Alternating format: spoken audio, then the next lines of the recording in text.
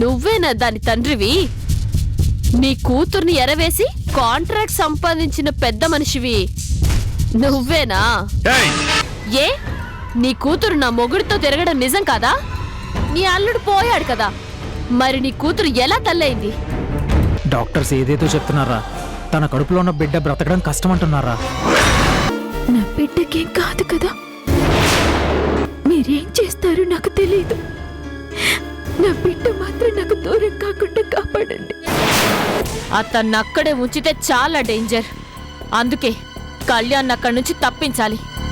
అంటే నేనే వెళ్ళి ఆ కళ్యాణ్ని ఏదైనా చెయ్యాలి అంటావు, అంతేనా? కాదు, వాడి కూతుర్ని చంపేయాలి. ఎస్, ఆ మధుమతిని చంపితే అటు కళ్యాణ్ గాడి మీద పగ సాధించినట్లు అవుతుంది, అలాగే సిద్ధార్థికి ధైర్యం నూరిపోసే మనిషి దూరం అవుతుంది. మళ్ళీ సిద్ధార్థ్ ఒంటరి వాడైపోతాడు. వాడి పొగరు తగ్గిపోతుంది. మనం అనుకున్నది సాధించి తీరుతాం. ఓకే, మధుమతిని చంపాలి, అంతేగా? చంపేద్దాం. ఏంటి అంత ఈజీగా చెప్పావు? లేకపోతే భయపడుతూ చెప్పాలా? నా సంగతి నీకు తెలుసు కదా. మనం అనుకుంటే మనిషి ప్రాణం తీయడం మందు తాగినంత ఈజీ. ఇప్పుడది హాస్పిటల్లో ఉంది. దానికి అబార్షన్ అయితే నన్ను చంపుతానన్నాడా కళ్యాణ్ గాడు. వాడికి బుద్ధి రావాలంటే ఆ మధుమతిని అక్కడే లేపేయాలి. నాకు చెప్పావు కదా, వదిలే. రేపు ఉదయం కల్లా దాని చావు వార్త వింటావు.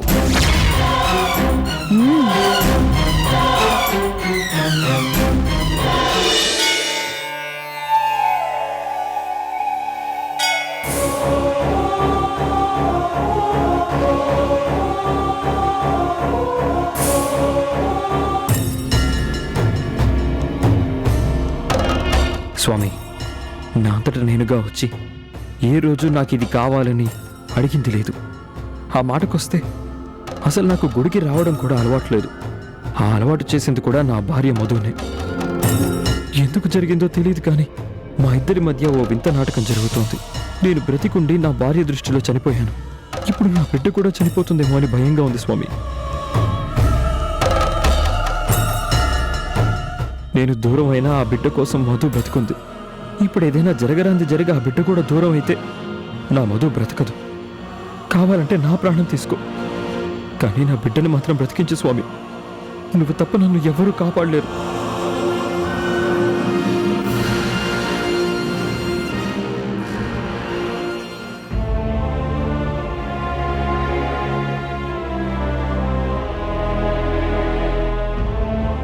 ఊరుకోరా.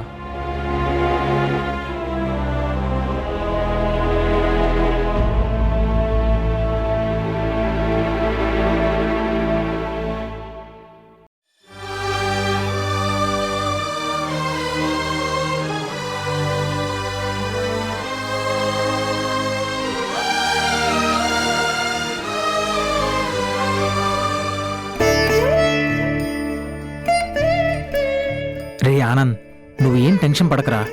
దేవుడు నీకు అన్యాయం చేయడురా. ఆ నమ్మకంతోనే ఇన్నాళ్ళు ధైర్యంగా ఉన్నానురా. కానీ కానీ ఈరోజు నా మధు పరిస్థితి చూస్తుంటే ఆనంద్, ఏంట్రా ఇది? ఎంతో ధైర్యం కలవాడివి, నువ్వేంట్రా ఎలా అయిపోతున్నావు?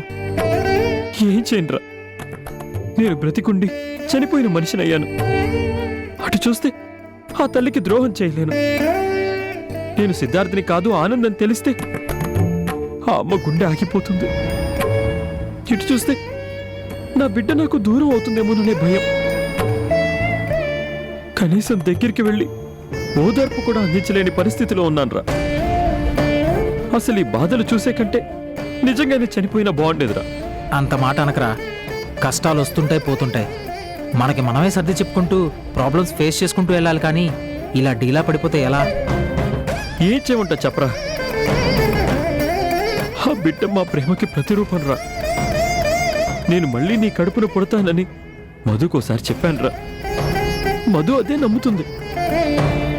ఆ బిడ్డకి ఏదైనా జరిగితే మధు నాకు దక్కుతుందా? ఏం కాదులేరా, డాక్టర్స్ మాక్సిమం కాపాడడం కోసం ప్రయత్నిస్తున్నారు. నువ్వేం టెన్షన్ తీసుకోకు. ఓ మంచి స్నేహితుడిగా నాకు ధైర్యం చెప్పి నా మనసుకి ఓదార్పు అందించడం కోసం ట్రై చేస్తున్నావే గాని నీకు తెలీదా చెప్పు మధు పరిస్థితి ఏంటో? డబ్బులు పెడితే తనని కాపాడుకోవచ్చు అనుకుంటే మా మామగారు ఎంతైనా ఖర్చు పెడతారా? కానీ మన చేతుల్లో లేనిది, ఎవరూ కాపాడలేనిది ఆ పసి ప్రాణాన్నిరా. దాన్ని ఇప్పుడు కాపాడేది ఆ భగవంతుడు ఒక్కడే. ఆయన కూడా అన్యాయం చేస్తే ఇక నా బ్రతుక్కి అర్థం లేదు. నేను బ్రతికుండి ప్రయోజనం లేదు. దేవుణ్ణి నమ్ముతున్నావు కదా, అంతా ఆయన మీదే భారం వేయి. మనసుకి ధైర్యం చెప్పుకొని వెళ్దాం పదరా. అంతా మంచే జరుగుతుంది. నిజంగా ఆ బిడ్డ దక్కని పరిస్థితే వస్తే మధుని కాపాడడం కోసమైనా నువ్వు ఎవరో చెప్పేయాలి. నేనా? భార్య ప్రాణాల కంటే ఆ సిద్ధార్థకిచ్చిన మాటేం గొప్పది కాదురా. మనకి మధు ప్రాణాలు ముఖ్యం, అది గుర్తుపెట్టుకో.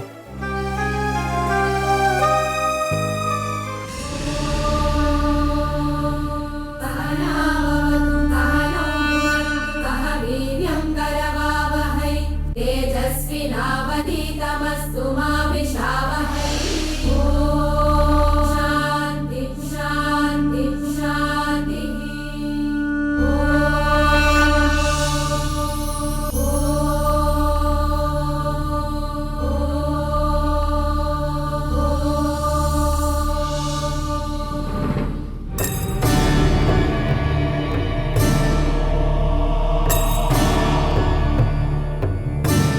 బాబ్జీ, ఇది తీసుకెళ్లి మధు చేతికి కట్టాలరా. ఎందుకు? ఒకప్పుడు నాకేదైనా జరుగుతుందేమోననే భయంతో మధు నా చేతికి ఇలాంటి రక్ష కట్టిందిరా. అంత జరిగినా నేను ప్రాణాలతో బయటపడ్డాను. ఈరోజు ఇదే రక్ష నా బిడ్డ ప్రాణానికి శ్రీరామ రక్షరా. అదేదో నువ్వే వెళ్ళి కట్రా. కానీ నేను ఎలారా? ఓ పంజేరా, రాత్రిపూట ఎవరు ఉండరు కదా, అప్పుడు నువ్వు వెళ్ళి నీ భార్య చేతికి నువ్వే కట్టు. తప్పకుండా మంచే జరుగుతుంది.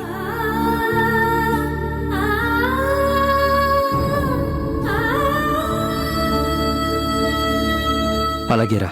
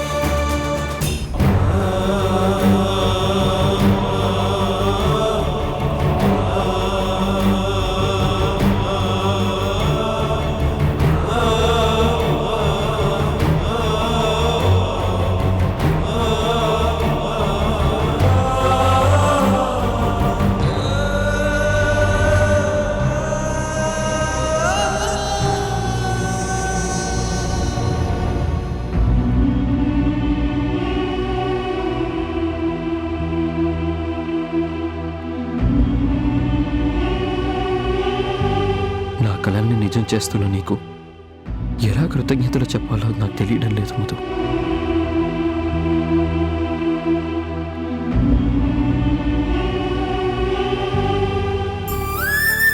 నేను తండ్రిని కాబోతున్నాననే ఆనందం నీతో షేర్ చేసుకోలేని బ్రతికైపోయింది నాది.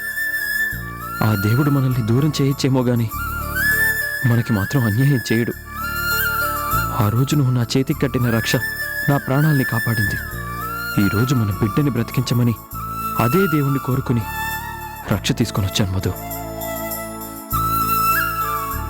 ఈ రక్షే మన బిడ్డకి శ్రీరామ రక్ష.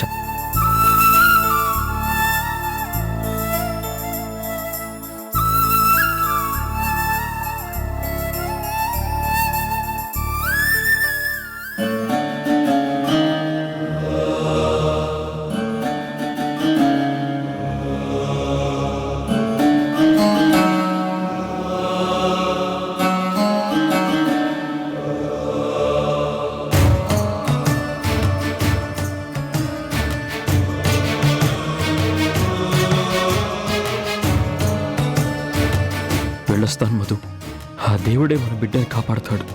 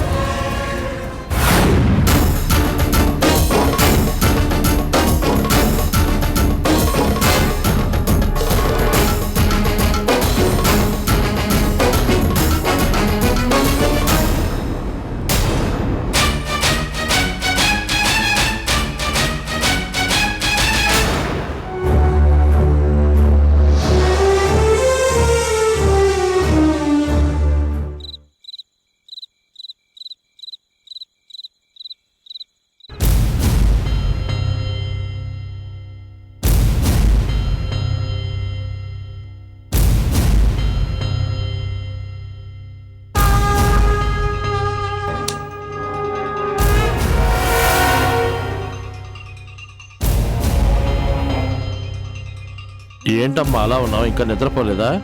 అవతల సురేష్ వెళ్ళిన పని అయ్యిందో లేదో అని టెన్షన్తో చచ్చిపోతుంటే నిద్ర ఎలా పడుతుంది నాన్న? సురేష్ గురించి నీకు తెలీదా చెప్పు? వాడు ఏదైనా అనుకున్నాడు అంటే ఆ పని చేసిందాకా వదిలిపెట్టడు. ఈ పాటికి దాన్ని చంపేసే ఉంటాడు. మరి ఆ విషయం ఫోన్ చేసి చెప్పాలి కదా నాన్న. దాన్ని చంపడం నా బాధ్యత అన్నాడు. మరి ఇప్పటిదాకా ఫోన్ చేయలేదంటే ఏంటి పరిస్థితి?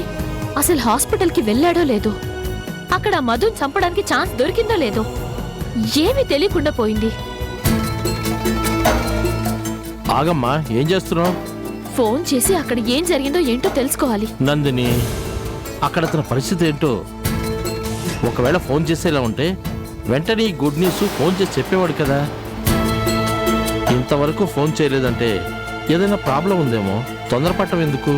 ఇప్పుడే కదా నాన్న అతను చంపేసే ఉంటాడు అన్నావు, ఇప్పుడేంటి ఇలా అంటున్నావు? అంటే నీకు కూడా డౌట్గా ఉంది కదా? అది కాదమ్మా, ఓ పేషెంట్ లేపేయటం ఎంతసేపు పని? ఈ పాటికి లేపేసి ఉంటాడులే. కానీ అతని చుట్టూ జనాలుంటే ఫోన్ చేయలేడు కదా. తీరిగ్గా రేపు ఉదయం ఫోన్ చేస్తాడులే. రేపటిదాకా టెన్షన్తో ఉండాలంటే నా వల్ల కాదు నాన్న. ముందు ఆ మధుమతి చచ్చిందనే శుభవార్త వింటే గాని నాకు మనశ్శాంతి లేదు. నీకే కదమ్మా, ఆ శుభవార్త వినాలని నాకు ఉంది. ఈ పని పూర్తి చేస్తే సురేష్తో మనం ఇంకా చేయించుకోవలసిన పనులు చాలా ఉన్నాయి. సురేష్ అయితే ఎవరికీ తెలియదు కాబట్టి మెల్లగా వాడితోనే సిద్ధార్థని మీ అత్తని కూడా లేపిచ్చేద్దాం. ఇక వాళ్ళిద్దరూ పోతే ఈ సామ్రాజ్యానికి నువ్వే మహారాణివి. ఓ 4 రోజులు బాధ నటించు. ఆ తర్వాత నీ బాధ చూడలేక నేనే సురేష్కిచ్చి పెళ్లి చేస్తాను. మన ప్లాన్ సక్సెస్ అవ్వాలంటే ముందు ఈ పని పూర్తి చేయాలి కదా నాన్న. చూడమ్మా, మనం ఇలాంటి విషయాల్లో తొందరపడకూడదు. అలాగే సురేష్తో మనం ఎక్కువసార్లు మాట్లాడకూడదు. తనకు మంచిది కాదు. ఎందుకంటే రేపు అటు ఇటు ఏదన్నా అయిందంటే పోలీసులు మన ఫోన్లు ట్యాప్ చేస్తారు. ఏ నంబర్ నుంచి ఫోన్లు వచ్చాయి అనేది ఎంక్వైరీ చేశారంటే మనం దొరికిపోతాం. అందుకే ఏం చేసినా సైలెంట్గా మన చేతికి మట్టి అంటుకోకుండా చెయ్యాలి నందిని. నువ్వు ఇలా నిద్రపోకుండా ఆలోచిస్తే ఎవరో ఒకరు చూస్తారు, వాళ్ళకు అనుమానం వస్తుంది. ఇంత రాత్రిపూట నిద్రపోకుండా ఏం చేస్తుంది అని ఆరతీస్తే అసలుకే మోసం వస్తుంది. అందుకే వెళ్ళి నిద్రపో. తెల్లారేసరికల్లా శుభవార్త వింటావు. వెళ్ళమ్మా. అది కాదు నాన్న. నేను చెప్తున్నాను కదా, నువ్వు వెళ్ళమ్మా.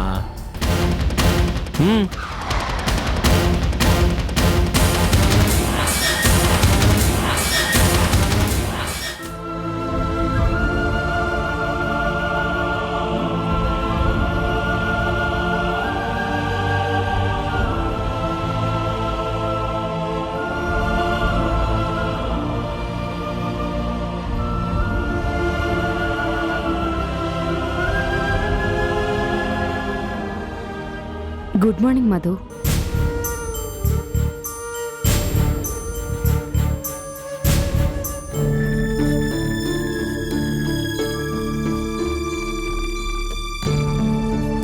డోంట్ వరీ అమ్మా, నువ్వు హాయిగా రెస్ట్ తీసుకో.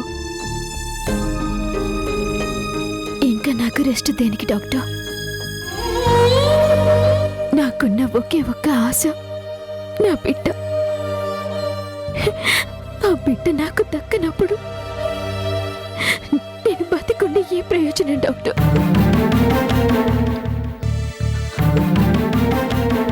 డాక్టర్, నన్ను చంపేయండి. నా బిడ్డతో పాటు నన్ను కూడా చంపేయండి. సిస్టర్, ఆ రిపోర్ట్స్ ఇలా ఇవ్వు.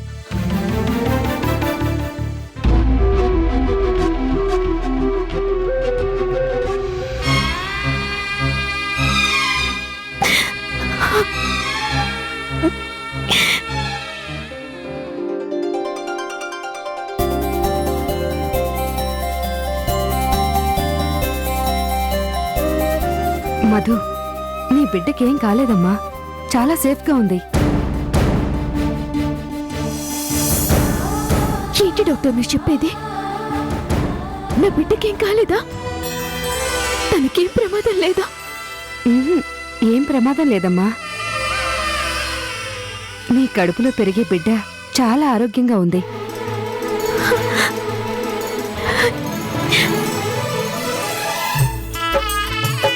నిజంగానే డాక్టర్? అవునండి, నిజంగానే చెప్తున్నాను. మీ అమ్మాయి కడుపులో ఉన్న బిడ్డ సేవ్ అయింది.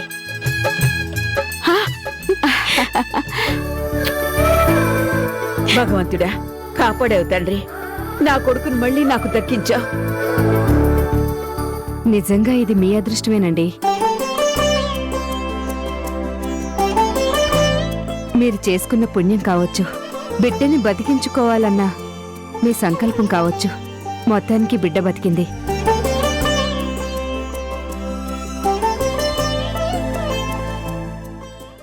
మాకైతే ఏమాత్రం హోప్స్ లేకుండా పోయాయి. మీరెంత బ్రతిమలాడుతున్నా ధైర్యంగా బిడ్డని బ్రతికించగలమనే భరోసా ఇవ్వలేకపోయాం. వచ్చినప్పుడు ఈ అమ్మాయి పరిస్థితి అలా ఉంది. మేమందరం చాలా ట్రై చేసినా కూడా హోప్స్ లేకుండా పోయాయి. అందుకే మీకు అవకాశం లేదని చెప్పేశాం. కానీ ఈ ఒక్క రాత్రిలోనే మిరాకిల్ జరిగింది. నీ భర్త నీ కడుపున పుడతాడని నువ్వు నమ్మినందుకు ఆ దేవుడే ఈ బిడ్డని నీకు అందించాడు.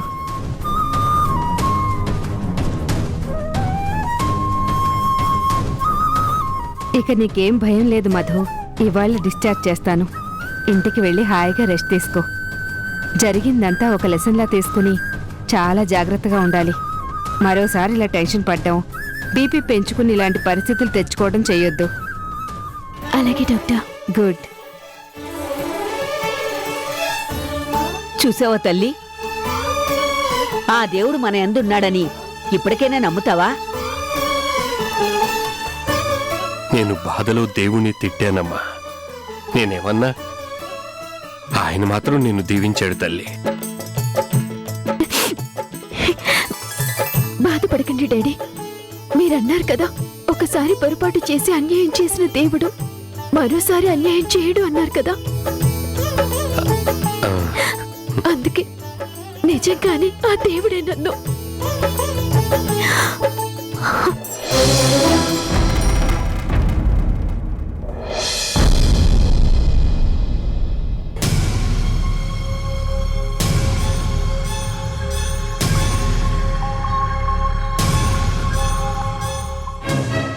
ఇది నా చేతికి ఎలా వచ్చింది?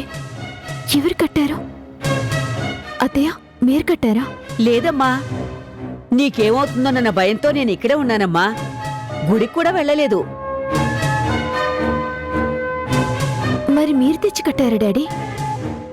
లేదమ్మా, నేను కూడా ఏం కట్టలేదే. మరి ఇది నా చేతికి ఎలా వచ్చింది? ఎలా వస్తే ఏముందిలే అమ్మా, నీకు మాత్రం మంచి జరిగింది కదా. హ, నీ బాధను చూడలేక ఆ దేవుడే వచ్చి నీ చేతికి కట్టుంటాడురా. నిజంగా ఈ రక్ష వల్లే నీ బిడ్డకి ప్రమాదం తప్పిందంటే నీ దేవుడే స్వయంగా వచ్చి నిన్ను దీవించి ఆ రక్ష కట్టాడేమోనమ్మా.